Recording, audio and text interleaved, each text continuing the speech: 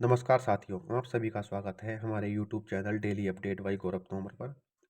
तो आज हम आपके लिए लेकर आए हैं संविधान के मोस्ट इम्पोर्टेंट टॉपिक उच्चतम न्यायालय और उच्च न्यायालय, इसे रिलेटेड कर पढ़ेंगे।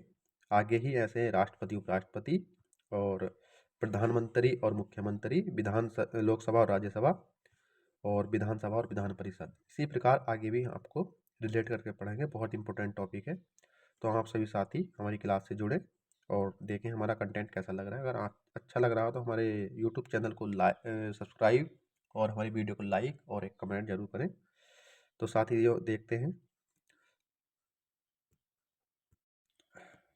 संविधान के भाग 5 में सर्वोच्च न्यायालय यानी उच्चतम न्यायालय के मुख्य न्यायाधीश का उल्लेख है। उसी प्रकार भाग 6 में उच्च न्यायालय के मुख्य न्यायाधीश का उल्लेख है। अनुच्छेद 124 से 147 तक उच्चतम न्यायालय का प्रावधान है और इसी प्रकार अनुच्छेद 214 से 231 तक उच्च न्यायालय का प्रावधान है।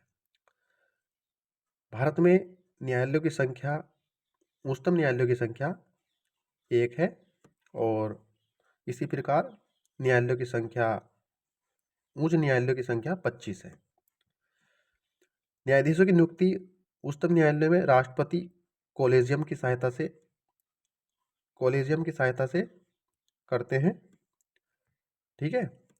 और उच्च न्यायालय के न्यायाधीश की नियुक्ति राष्ट्रपति कॉलेजियम की सहायता से करते हैं उच्च न्यायालय में। शपथ की बात कर लेते हैं। शपथ राष्ट्रपति उच्चतम न्यायालय के मुख्य न्यायाधीश को दिलाते हैं। उसी प्रकार उच्च न्यायालय के मुख्य न्यायाधीश को भी संबंधित राज्य का राज्यपाल शपथ दिलाता है। योग्यता की बात कर लेते हैं। 5 वर्ष तक उच्च न्यायालय में न्यायाधीश हों या 10 वर्ष तक उच्च न्यायालय में एडवोकेट हों। और उच्च न्यायालय के मुख्य न्यायाधीश की योग्यता देखते हैं। 10 वर्ष तक न्यायालय में एडवोकेट या 10 वर्ष तक न्यायिक कार्य किया हो। उसी प्रकार इनकी सेवानिवृत्ति की बात कर लेते हैं। उस सर्वोच्च न्यायालय के इनकी 65 वर्ष होती है या राष्ट्रपति की राय में प्रतिष्ठित विवेकता हो। और उच्च न्यायालय में सेवानिवृत्त आयु होती है 62 वर्ष। त्यागपत्र जो है सर्वोच्च न्यायालय राष्ट्रपति को देता है। उसी प्रकार उच्च न्यायालय का मुख्य न्यायाधीश जो है राष्ट्रपति को ही अपना त्यागपत्र देता है। देखते हैं आगे राष्ट्रपति और उपराष्ट्रपति। राष्ट्रपति का प्रावधान जो है अनुच्छेद 52 में है और उपराष्ट्रपति का प्रावधान जो है अनुच्छेद 63 में है। इनकी योग्यता की बात करते हैं। राष्ट्रपति की योग्यता 35 वर्ष और लोकसभा सदस्य बनने की योग्यता होनी चाहिए। उपराष्ट्रपति की योग्यता के लिए 35 वर्ष और राज्यसभा सदस्य बनने की योग्यता होनी चाहिए। राष्ट्रपति के लिए कितने प्रस्तावक और कितने अनुमोदक होते हैं वो देख लेते हैं। राष्ट्रपति के लिए 50 प्रस्तावक और 50 अनुमोदक होते हैं और उपराष्ट्रपति के लिए 20 प्रस्तावक और 20 अनुमोदक होते हैं। इनकी जमानत राशि दोनों के लिए सेम है, जो है 15,000 रुपये। ठीक है साथियों। निर्वाचक मंडल राष्ट्रपति, लोकसभा, राज्यसभा और विधानसभा के निर्वाचित सदस्य होते हैं और उपराष्ट्रपति लोकसभा और राज्यसभा के निर्वाचित और मनोनीत सदस्यों से राष्ट्रपति उपराष्ट्रपति बनते हैं। ठीक है साथियों। तो आपको इतना समझ में आ गया होगा। आगे देखते हैं। तो इसमें देखते हैं राष्ट्रपति और उपराष्ट्रपति की तुलना करके आगे देखते हैं क्या क्या इनमें डिफरेंट है और किस किस तरीके से हमें याद करना है। चुनाव प्रक्रिया की बात कर लेते हैं। तो राष्ट्रपति की चुनाव प्रक्रिया में अनुपातिक प्रतिनिधित्व एकल संक्रमणीय पद्धति द्वारा इनका चुनाव होता है और उपराष्ट्रपति में अनुपातिक प्रतिनिधित्व एकल संक्रमणीय पद्धति द्वारा इनका चुनाव होता है। शपथ की बात कर लेते हैं। राष्ट्रपति को शपथ सर्वोच्च न्यायालय के मुख्य न्यायाधीश और उपराष्ट्रपति को राष्ट्रपति द्वारा शपथ दिलाई जाती है। कार्यकाल की बात करते हैं। कार्यकाल राष्ट्रपति का 5 वर्ष का होता है और उपराष्ट्रपति का कार्यकाल भी 5 वर्ष का होता है। त्यागपत्र की बात करते हैं। राष्ट्रपति त्यागपत्र अपना उपराष्ट्रपति को देता है और उपराष्ट्रपति अपना त्यागपत्र राष्ट्रपति को देता है। ठीक है साथियों। आशा है आपको सभी समझ में आ रहा होगा। बात करते हैं प्रधानमंत्री और मुख्यमंत्री की। तो प्रधानमंत्री का प्रावधान है, प्रधानमंत्री का अनुच्छेद 75 में प्रावधान है और मुख्यमंत्री का अनुच्छेद 164 में प्रावधान है। आयु संबंधी योग्यता है जो है इनकी, प्रधानमंत्री की है 25 वर्ष और मुख्यमंत्री की भी है 25 वर्ष। उपनाम प्रधानमंत्री संघ कार्यकारिणी का वास्तविक प्रमुख केंद्र सरकार का मुख्य प्रवक्ता होता है। क्या होता है? मुख्य प्रवक्ता, जो प्रधानमंत्री होता है। मुख्यमंत्री राज्य कार्यकारिणी का वास्तविक प्रमुख और राज्य का प्रवक्ता होता है। ठीक है साथियों, आशा है आपको समझ में आ रहा होगा। कार्यकाल की बात करते हैं। प्रधानमंत्री का कार्यकाल 5 वर्ष का होता है और मुख्यमंत्री का भी कार्यकाल 5 वर्ष का होता है। बात करते हैं नियुक्ति की, तो इनकी नियुक्ति की बात करते हैं। प्रधानमंत्री की नियुक्ति प्रत्यक्ष लोकसभा चुनाव द्वारा और मुख्यमंत्री की नियुक्ति प्रत्यक्ष विधानसभा चुनाव द्वारा होती है। प्रधानमंत्री की जो है प्रत्यक्ष लोकसभा चुनाव द्वारा और मुख्यमंत्री की प्रत्यक्ष विधानसभा चुनाव द्वारा इनकी नियुक्ति होती है। ठीक है साथियों, नेक्स्ट बात करते हैं शपथ और त्यागपत्र की प्रधानमंत्री की। तो प्रधानमंत्री को जो शपथ ग्रहण कराता है वो कराते हैं राष्ट्रपति जी, और मुख्यमंत्री को जो उस राज्य के राज्यपाल। त्यागपत्र देते हैं प्रधानमंत्री राष्ट्रपति को और त्यागपत्र जो देते हैं मुख्यमंत्री राज्यपाल को। आशा करते हैं आप सभी को अच्छे से समझ में आ रहा होगा। और नेक्स्ट देखते हैं लोकसभा और राज्यसभा। तो लोकसभा और राज्यसभा में, लोकसभा को हम निम्न सदन, स्थायी सदन, अस्थायी सदन, जनता का सदन, ग्रीन कारपेट, ये देखिए मोस्ट इंपोर्टेंट बात है, ग्रीन कारपेट।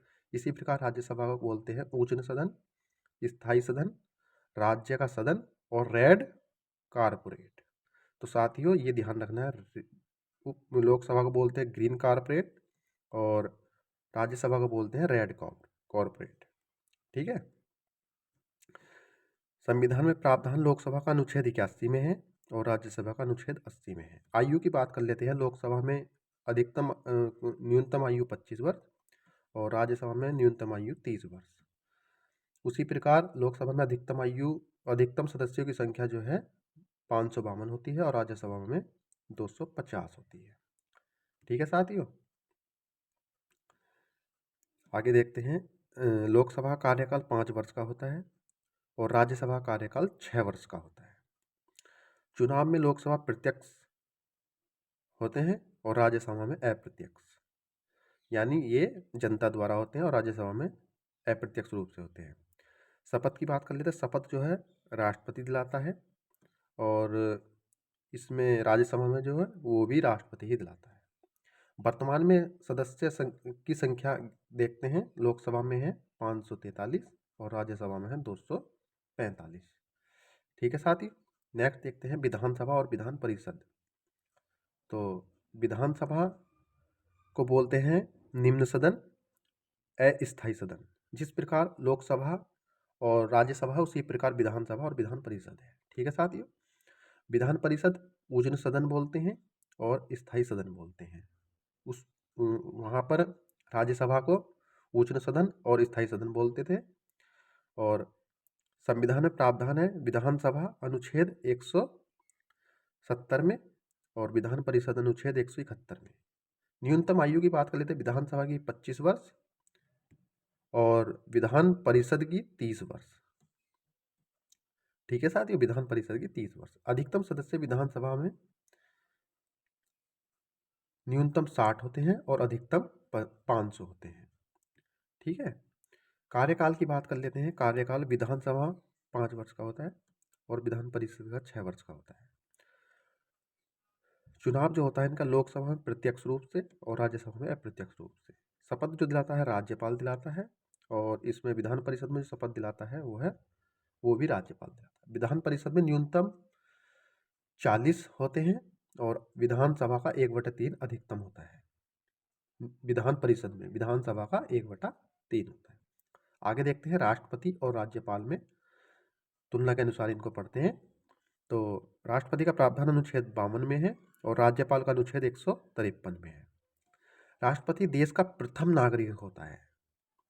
उपनाम में देखते हैं राष्ट्रपति देश का प्रथम नागरिक होता है और राज्यपाल राज्य का प्रथम नागरिक होता है। न्यूनतम दोनों की आयु 35 वर्ष होती है और नियुक्ति का तरीका राष्ट्रपति लोकसभा, राज्यसभा, विधान सभा के निर्वाचित सदस्यों द्वारा मतदान करके होते हैं और राज्यपाल राष्ट्रपति की नियुक्ति द्वारा नियुक्त होते हैं। कार्यकाल की बात कर लेते हैं। इनका कार्यकाल राष्ट्रपति का 5 वर्ष का होता है और राज्यपाल का राष्ट्रपति के प्रसाद पर, यानी जब तक राष्ट्रपति चाहे तब तक राज्यपाल उनको बना सकते हैं। त्यागपत्र की बात कर लेते हैं। राष्ट्रपति त्यागपत्र उपराष्ट्रपति को देता है और राज्यपाल राष्ट्रपति को अपना त्यागपत्र देता है। शपथ की बात कर लेते हैं राष्ट्रपति की। राष्ट्रपति को शपथ सुप्रीम कोर्ट के मुख्य न्यायाधीश राष्ट्रपति को शपथ दिलाते हैं और राज्यपाल को उच्च न्यायालय के मुख्य न्यायाधीश शपथ दिलाते हैं। तो ठीक है साथियों, आशा करता हूँ आप सभी को अच्छे से समझ में आ रहा होगा। नेक्स्ट बात करते हैं, राष्ट्रपति की क्षमादान की शक्ति अनुच्छेद 72 में है और राज्यपाल की क्षमादान की शक्ति अनुच्छेद 161 में है। अध्यादेश की बात करते हैं। राष्ट्रपति अध्यादेश अनुच्छेद 123 के तहत आता है और राज्यपाल का अनुच्छेद 213 के तहत आता है। तो वीटो की बात करते हैं। राष्ट्रपति को अनुच्छेद 111 में वीटो है और राज्यपाल को अनुच्छेद 200 में वीटो पावर है। तो नेक्स्ट देखते हैं महान्यायवादी और महाअधिवक्ता। तो महान्यायवादी और महाअधिवक्ता को रिलेट करके पढ़ते हैं। महान्यायवादी भारत का कानूनी सलाहकार, महान्यायवादी भारत का कानूनी सलाहकार होता है और महाधिवक्ता राज्य सरकार का कानूनी सलाहकार होता है। तो योग्यता की बात करते हैं। महान्यायवादी सुप्रीम कोर्ट के जज के समान होता है और महाधिवक्ता हाई कोर्ट के जज के समान। ये महान्यायवादी जो है केंद्र में होता है और महाधिवक्ता राज्य में होता है।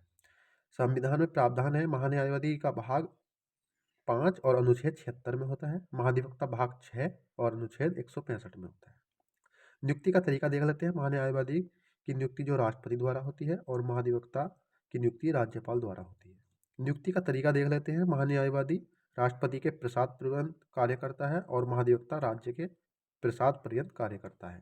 ठीक है, आशा करता हूँ आपको डेली अपडेट पर यह कंटेंट अच्छा लग रहा होगा। इसी तरीके की और हमारी वीडियो देखने के लिए हमारे चैनल को सब्सक्राइब जरूर कर लेना। अच्छे अच्छे कंटेंट के साथ रिलेटेड कंटेंट की बढ़िया बढ़िया वीडियो आपको मिलेगी। और महान्यायवादी और महाधिवक्ता की शपथ का उल्लेख देखते हैं। इसमें राष्ट्रपति महान्यायवादी को शपथ दिलाता है और महाधिवक्ता को राज्यपाल दिलाता है। वेतन, महान्यायवादी का वेतन राष्ट्रपति द्वारा निर्धारित होता है और महाधिवक्ता का वेतन राज्यपाल द्वारा निर्धारित होता है। त्यागपत्र राष्ट्रपति को महान्यायवादी देता है और महाधिवक्ता राज्यपाल को देता है। महान्यायवादी प्रथम जो थे MG शीतलवाड़ थे और महाधिवक्ता आप देख लेना। और वर्तमान में R वेंकटरमण है। हो सकता है ये चेंज हो गए हैं, आप इनको एक बार देख सकते हैं और चेंज कर लेना। महाधिवक्ता अलग अलग राज्य में अलग अलग होते हैं।